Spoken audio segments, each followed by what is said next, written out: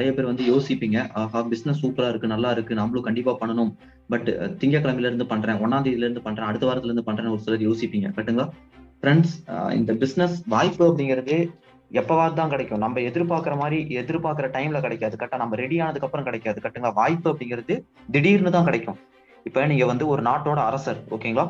நீங்க ஒரு நாட்டோட அரசர், அந்த நாட்டை ஆண்டுட்டு இருக்கிறீங்க. திடீர்னு உங்க நாட்டு மேல நைட்டோட நைட்டா ஒரு பக்கத்து நாட்டுக்காரன் வந்து படையெடுத்துறான். பக்கத்து நாட்டுக்கால அரசர் வந்து உங்க நாட்டு மேல படையெடுத்துறாரு. படையெடுத்து ஃபுல்லா இது, ஓகேங்களா? அந்த அந்த போயிட்டு நீங்க பக்கத்து நாட்டுக்கார அரசர் நேரா உங்களை வந்து குத்துறதுக்கு வந்துட்டு இருக்காரு. அவர்கிட்ட போயிட்டு இல்ல இல்லப்பா நான் இன்னும் ரெடி ஆகல, நான் இன்னும் வந்து போருக்கு ரெடி ஆகல அப்படின்னு நீங்க அவர்கிட்ட சொல்லிட்டு இருக்க முடியுமா? சொல்லிட்டு நீங்க சொல்லவே முடியாது. குத்திட்டு போயிருவான். கரெக்ட்டுங்களா? அது மாதிரிதான் வாய்ப்பு அப்படிங்கிறது. அதான் வரும்போது நாம புடிச்சுக்கணும். நான் இன்னும் ரெடி ஆகல, வாய்ப்பு எனக்கு 1ஆம் தேதி வா, நான் 10ஆம் தேதி பண்றேன். கிடைச்ச வாய்ப்பு அன்னைக்கே பண்ணும், அப்பயே பண்ணு, இம்மீடியட்டா பண்ணு, இல்லைன்னா போயிடும், அவ்வளவுதான்.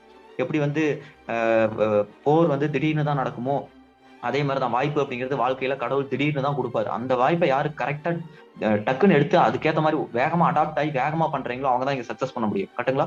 எடுத்து உருட்டிக்கிட்டு நான் நாளைக்கு பண்றேன், 1ஆம் தேதி பண்றேன், காது குத்து முடிஞ்சோடனே பண்றேன், கல்யாணம் முடிஞ்சோடனே பண்றேன், அக்கா கல்யாணம், வீடு கட்டிட்டு இருக்கேன், காது குத்து, ஐயோ கேட்க முடியல என்னால. ஓகேவா?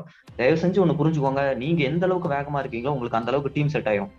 இங்க நிறைய பேர் சொன்னாங்க இல்லையா, இங்க பேசின ஒரு சிலர் நிறைய பேர் சொன்னாங்க, உண்மையாலுமே வந்து அவங்க பிசினஸ்ல ஜாயின் பண்ணி, ஏன்னா இங்க இங்க வந்து நம்ம டீம்ல சேர்றவங்க எல்லாருக்குமே நெட்வொர்க் எக்ஸ்பீரியன்ஸ் கிடையாது, நெட்வொர்க் லீடர் கிடையாது. எல்லாமே நம்ம டீம் மீட்டிங் ட்ரைனிங் எல்லாம் பார்த்து பிசினஸ் புரிஞ்சுக்கிட்டு பக்குவப்பட்டு ரெடி ஆகுறாங்க. கரெக்ட்டுங்களா?